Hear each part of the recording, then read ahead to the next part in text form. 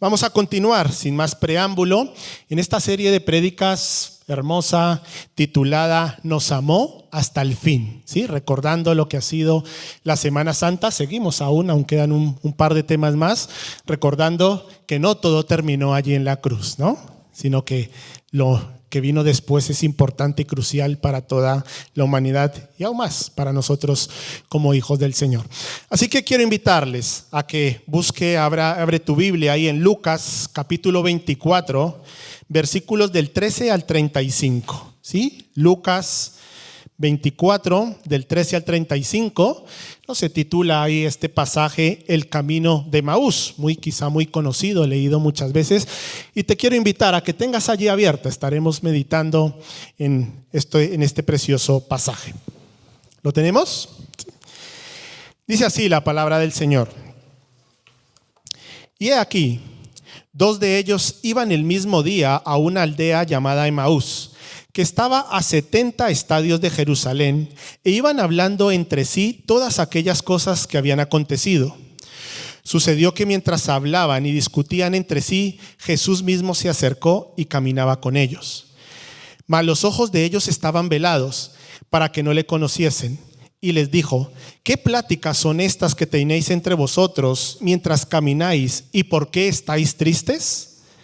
Respondiendo uno de ellos, que se llamaba Cleofás, le dijo: ¿eres tú el único forastero en Jerusalén que no ha sabido las cosas que en ellas han acontecido en estos días? Entonces él les dijo: ¿qué cosas?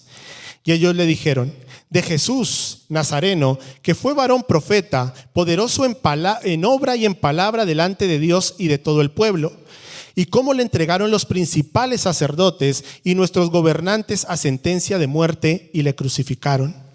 Pero nosotros esperábamos que él era el que había de redimir a Israel, y ahora, además de todo esto, hoy es ya el tercer día que esto ha acontecido. Aunque también nos han asombrado unas mujeres que entre nosotros, las que antes del día fueron al sepulcro, y como no lo hallaron su cuerpo, vinieron diciendo que también habían visto visión de ángeles, quienes dijeron que él vive. Y fueron algunos de los nuestros al sepulcro, y hallaron así como las mujeres habían dicho, pero a él no le vieron. Entonces él les dijo: oh insensatos y tardos de corazón para creer todo lo que los profetas han dicho. ¿No era necesario que el Cristo padeciera estas cosas y que entrara en su gloria? Y comenzando desde Moisés y siguiendo por todos los profetas, les declaraba en todas las escrituras lo que de él decían. Llegaron a la aldea donde iban, y él hizo como que iba más lejos. Mas ellos le obligaron a quedarse diciendo: quédate con nosotros, porque se hace tarde y el día ya ha declinado. Entró pues a quedarse con ellos, y aconteció que estando sentados ellos a la mesa, tomó pan y lo bendijo, lo partió y les dio.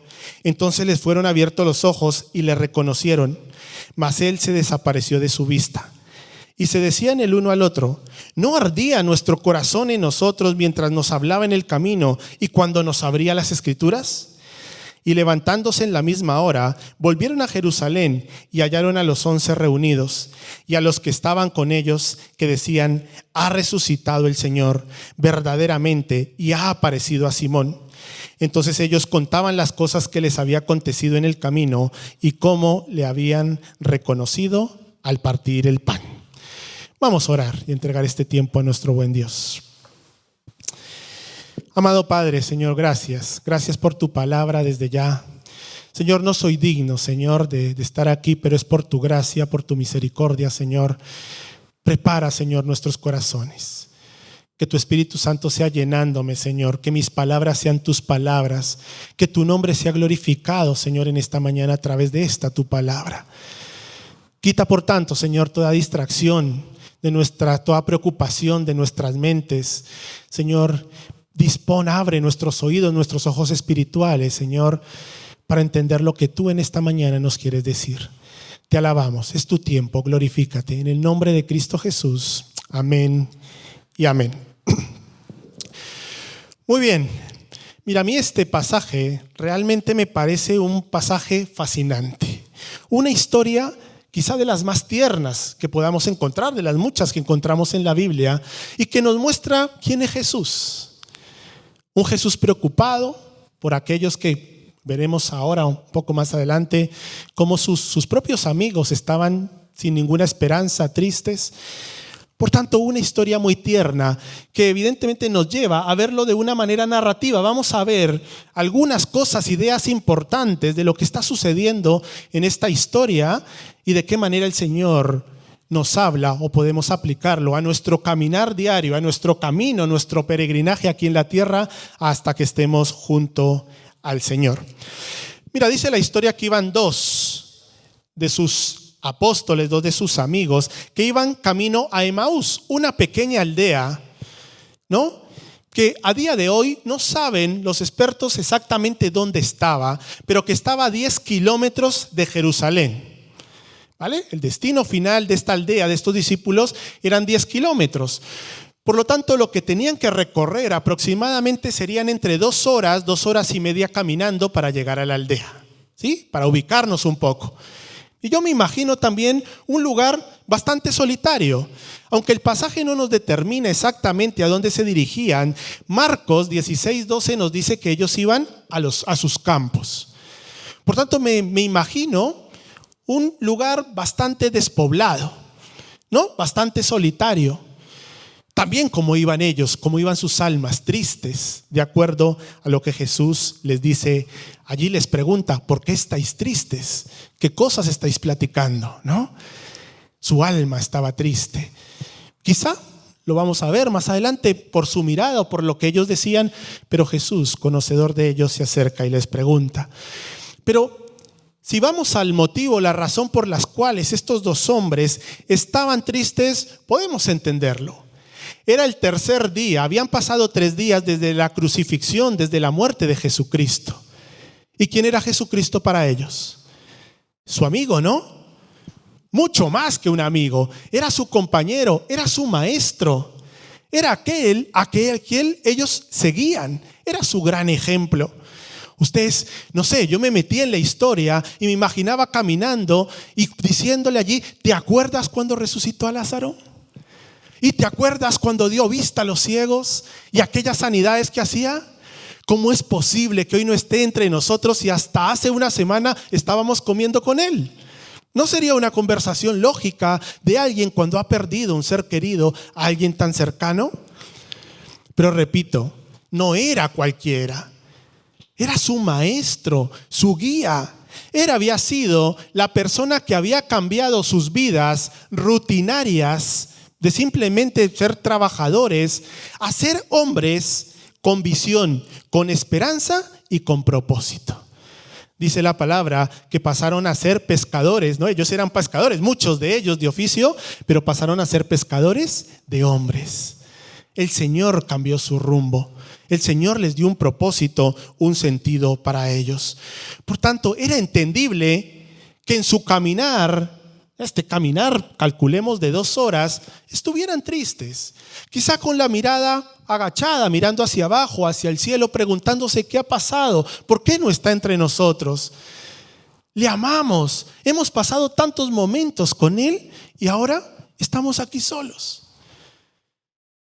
Los demás discípulos, curiosamente, se habían quedado en Jerusalén, pero ellos habían decidido alejarse e ir a esta pequeña aldea.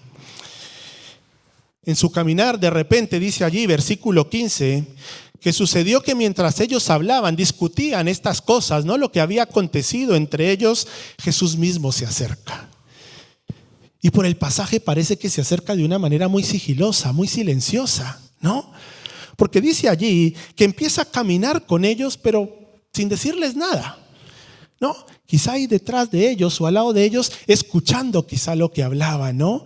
Viendo quizá la tristeza que había en sus rostros. Así que un misterioso forastero se une a ellos. Dice allí también la palabra que sus ojos le fueron velados para que no le conociesen, ¿no? Curioso. Quizá porque Jesús quería saber lo que había dentro de sus corazones. Si le vieran, de inmediatamente reconocerían que sería Él y se quitarían sus penas. Pero nuestro Señor quería ir más allá, quería ir al fondo, quería tocar el fondo de su corazón, ver cuáles eran sus pensamientos, y veremos más al final qué propósito tenía con ello.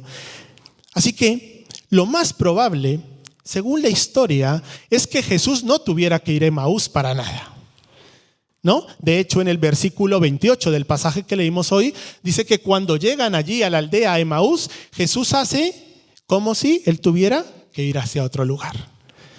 No creo que tuviera la necesidad de ir a Emaús para nada, pero sí tenía la necesidad y el deseo de ir y animar, de restaurar el corazón de aquellos que él amaba.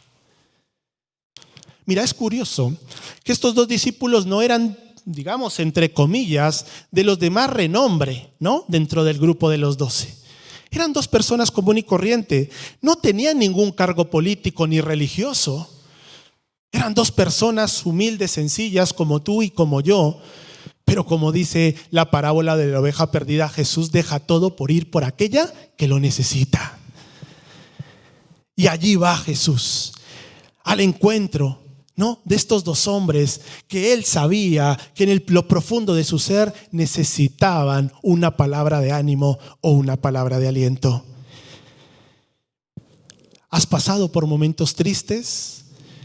¿Has pasado por momentos en donde realmente no te entiendes ni explicas nada y has encontrado en Jesucristo tu refugio, tu consuelo, tu esperanza, tu alegría? ¿No es cierto esto? Jesús está presto a aquel que lo necesite. Sea cual sea la circunstancia, sea cual sea la necesidad, Jesús estará allí para acompañarte en medio de tu travesía y en medio de ella darte propósito, darte esperanza, levantar tu ánimo. ¿Qué pláticas son estas?, dice Jesús, versículo 17. ¿Por qué estáis tristes? ¿No? Uno puede pensar, ¿por qué les pregunta eso? Si ya lo sabe, ¿no?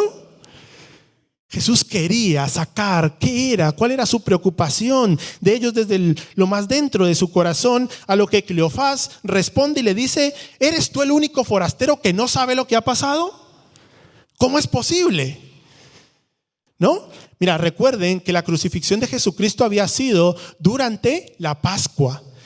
Y durante la Pascua, todos los judíos de todo el imperio romano que habían estado esparcidos iban a Jerusalén para celebrar la Pascua con sus familias. Dicen por entonces que Jerusalén llegaba a tener 4 o 5 veces más habitantes de lo que era normal. Por tanto, era una noticia que se había esparcido por todos los lugares. Todo el mundo era conocedor de que a Jesucristo, el que se decía que era el Hijo de Dios, el Rey de los judíos, había sido crucificado. Todos lo sabían, para bien o para mal, pero eran conocedores de esto. Por tanto, era una noticia que era completamente ilógico, impensable que alguien no estuviera al tanto de ello. Es como preguntarle hoy, o alguien pregunte, ¿qué virus hay hoy en el mundo, no? ¿Qué pandemia estamos sufriendo?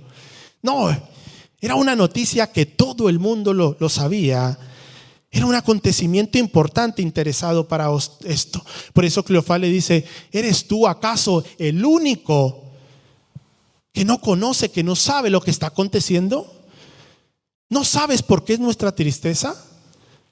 ¿No conoces acaso que nuestro Señor ha sido crucificado? Aún así, Jesús en el versículo 19 les vuelve a preguntar: ¿no? ¿Qué cosas? No estoy enterado. Cuéntenme qué es lo que ha pasado. Y allí encuentran estos dos hombres, empiezan a contarle lo acontecido, ¿no? Imagínense también a estos dos apóstoles contándole a este forastero desconocido lo que había sucedido. Quizá le contarían que Pedro lo había negado 3 veces, ¿no? Quizá que Judas le había vendido por unas cuantas monedas. ¿Qué cosa le estarían contando a Jesús? Para finalmente llegar a decirle que este Jesús había sido crucificado, que su compañero, su maestro, ya no estaba con ellos, y que todo el mundo lo sabía, y que muchos de los que Jesús había sanado fueron los mismos que le entregaron, fueron los mismos que le apedrearon, fueron los mismos que le escupieron. Hay una canción que siempre a mí me lleva a pensar mucho en estos últimos momentos de Jesús, en esta travesía hasta la cruz, de Jesús Adrián Romero, que se titula Si hubiera estado allí. No sé si han visto el vídeo alguna vez, ¿no? Y yo digo, Señor, quizá yo hubiera sido uno de ellos. Aunque hubiera visto sanidades, aunque hubiera visto milagros, aunque hubiera visto en Jesús un hombre tan bueno y tan noble, seguramente mi incredulidad, mi carnalidad me hubiera llevado a estar allí burlándome de él. O también levantando, sí, crucificadle. ¿Cuál sería la perspectiva de estos discípulos contándole a Jesús lo que había acontecido? Pero lo único que tenían claro es que era su amigo, era su maestro, era una persona íntima y por tanto estaban muy dolidos, estaban con mucho sufrimiento. Dice uno de ellos, finalmente dice, y nuestros gobernantes lo llevaron a sentencia de muerte y le crucificaron. Pero mira el versículo 21, dice, pero nosotros esperábamos que él había de ser el que iba a redimir a Israel, su Salvador. O sea, ya no solo habían perdido a un gran amigo, a su maestro, sino que estaban perdiendo al Salvador de Israel. Había sido crucificado aquel que había de redimir a Israel.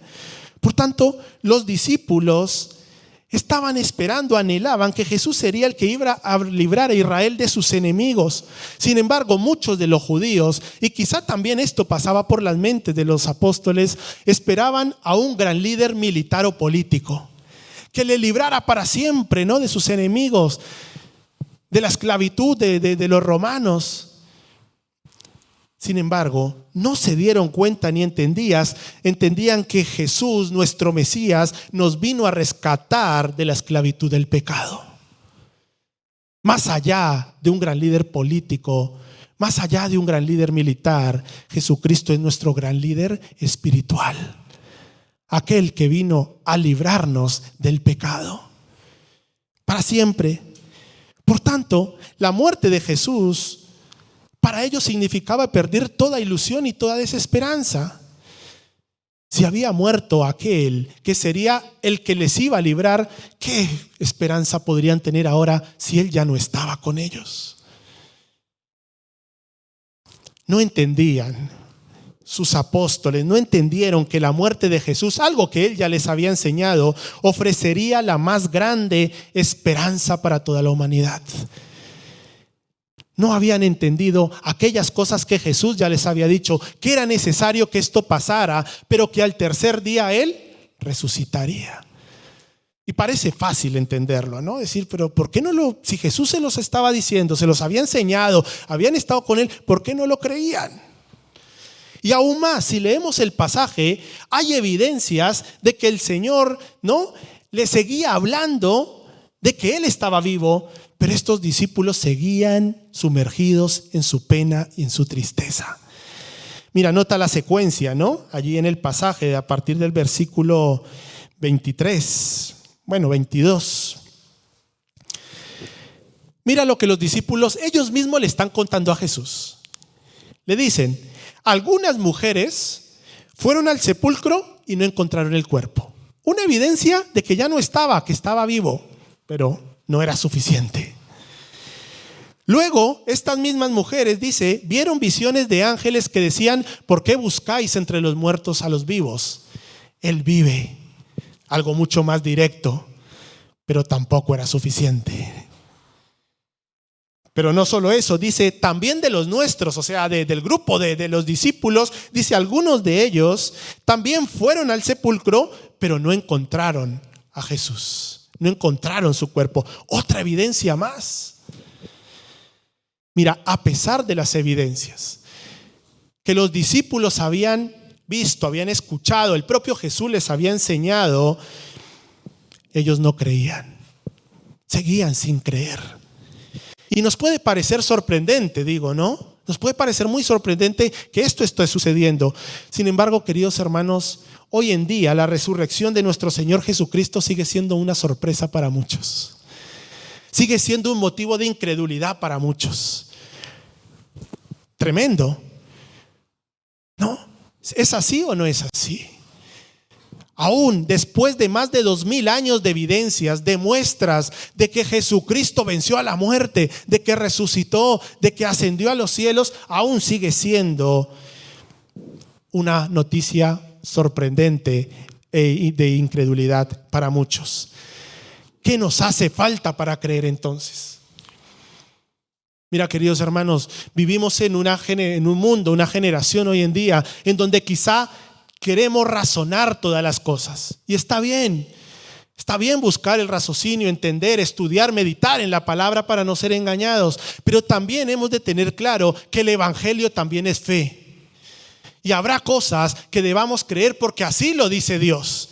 Y no le encontraremos razón, ni le encontraremos un motivo, ni veremos algo palpable para creer. Lo tenemos que creer porque así lo dice nuestro Señor y porque Él no falla y porque Dios no es un Dios de mentira.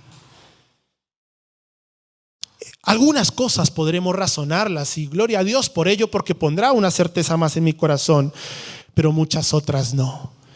Hemos de creer por fe. Nuestro caminar, nuestro peregrinaje aquí en la tierra es un caminar por fe, viendo más allá de las montañas, de los problemas, de las dificultades que podamos tener.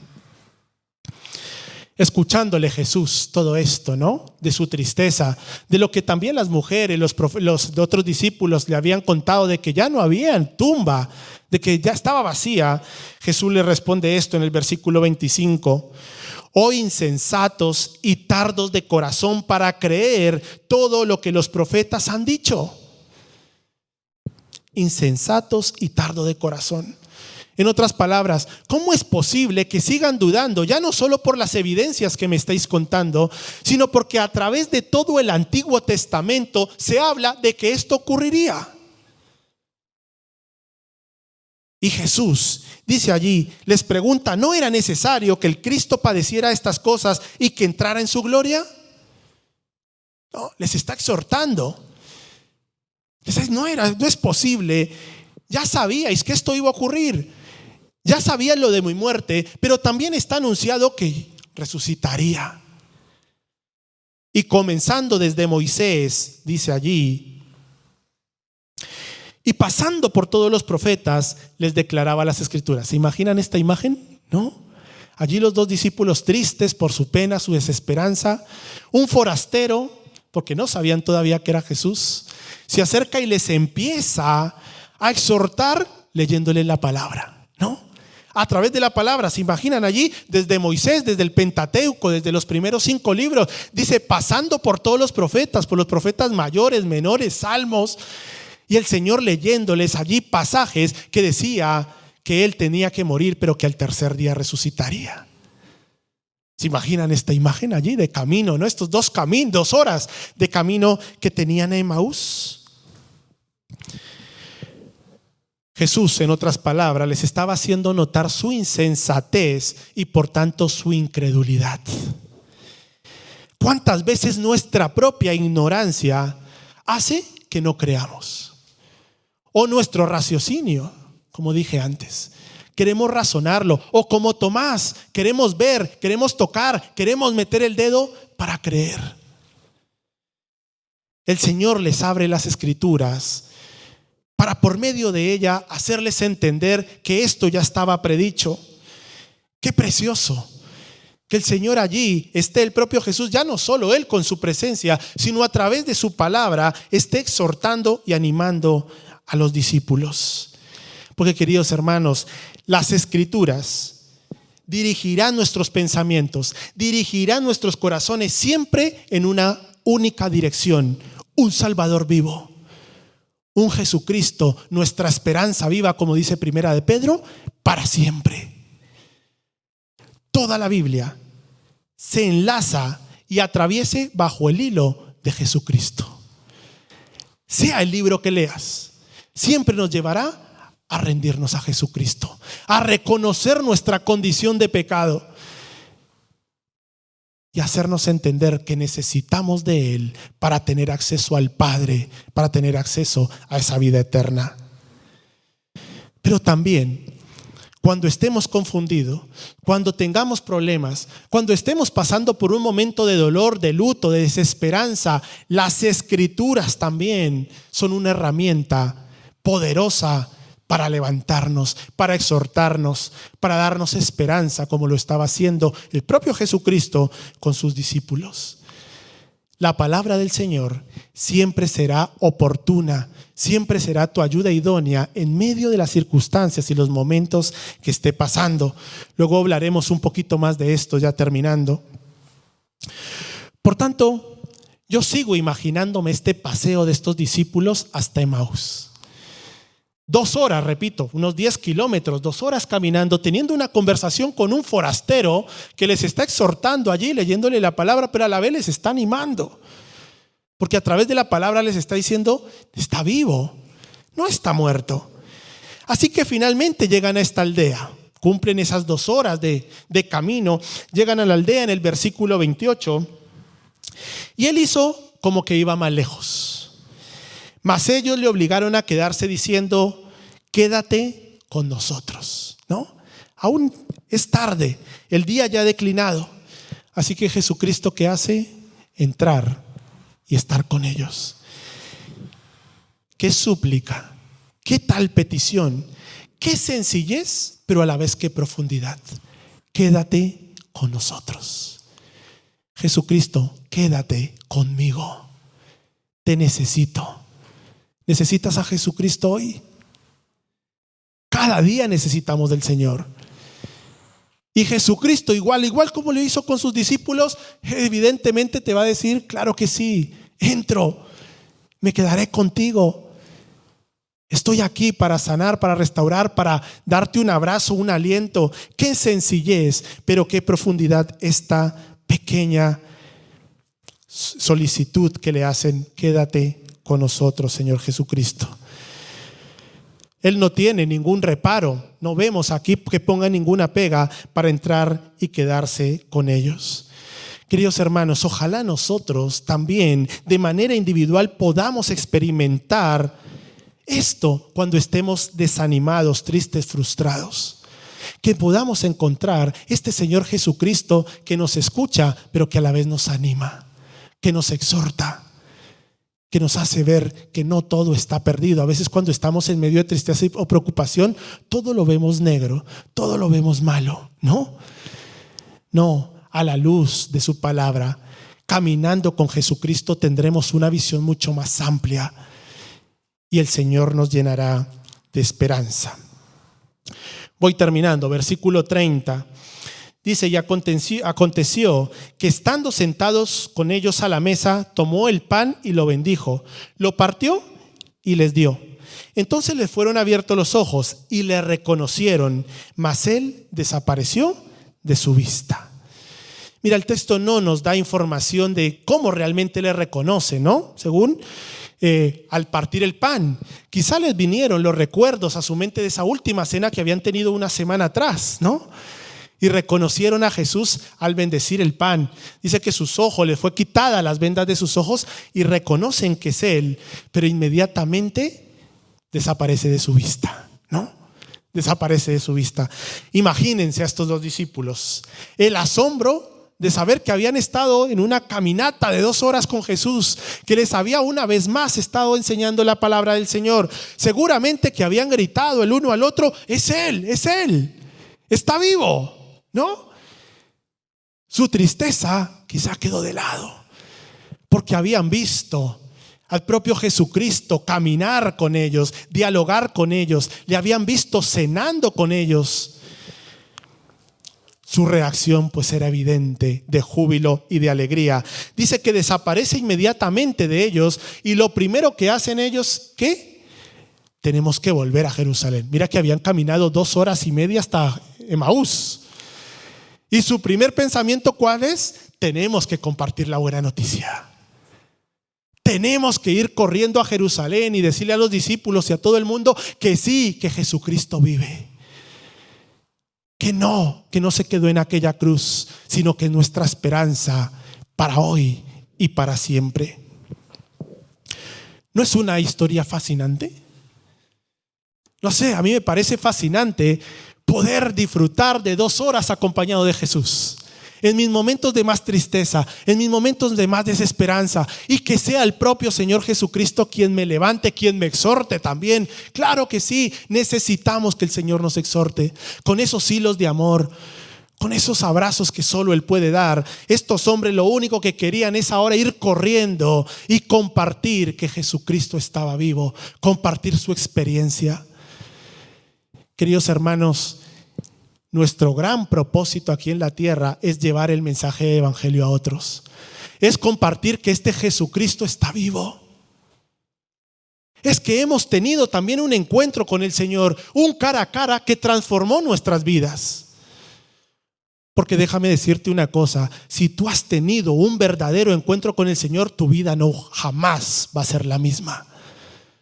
Habrá una transformación, habrá un proceso, claro que sí, no somos perfectos, pero sí habrá un cambio. Sí empezará a haber una obra de restauración en tu vida. Por tanto, este encuentro de estos dos apóstoles ha sido un encuentro renovador. Vemos una combinación de ternura, de paciencia, de exhortación, de compasión de Jesucristo para con los discípulos, pero para con nosotros también.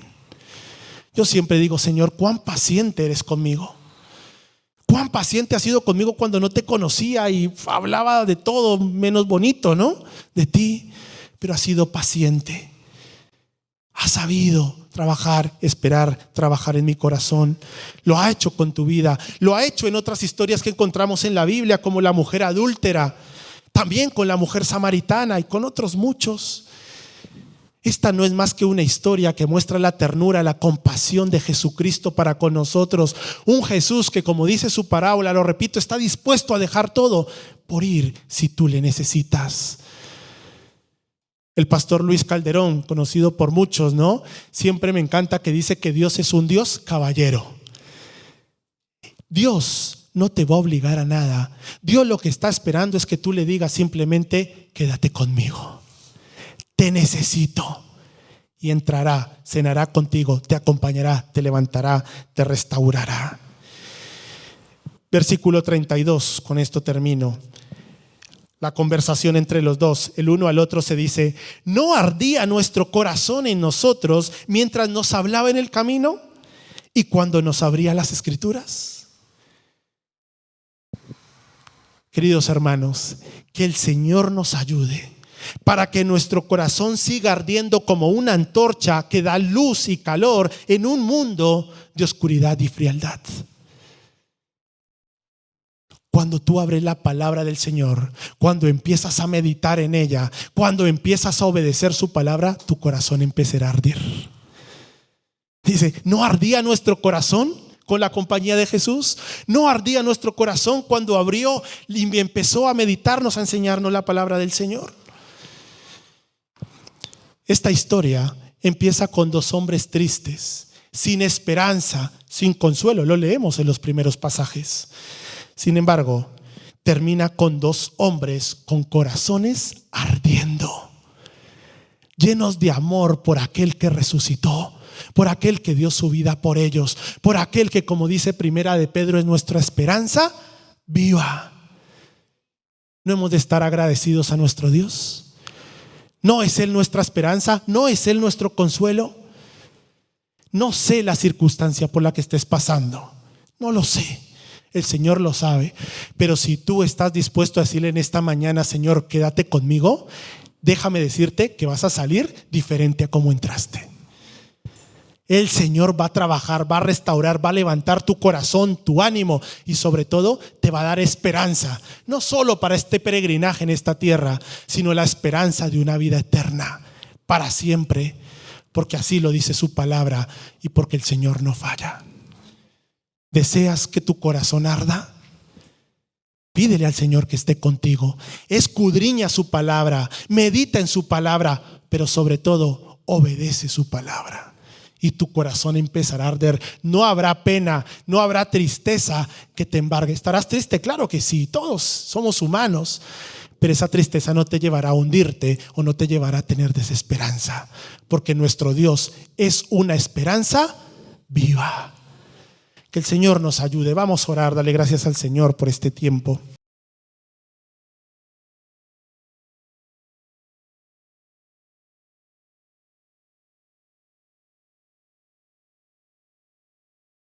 Toma un tiempo ahí en donde estás, aquí o en tu casa, del lugar a tu trabajo, cierra tus ojos y ten una pequeña conversación con el Señor.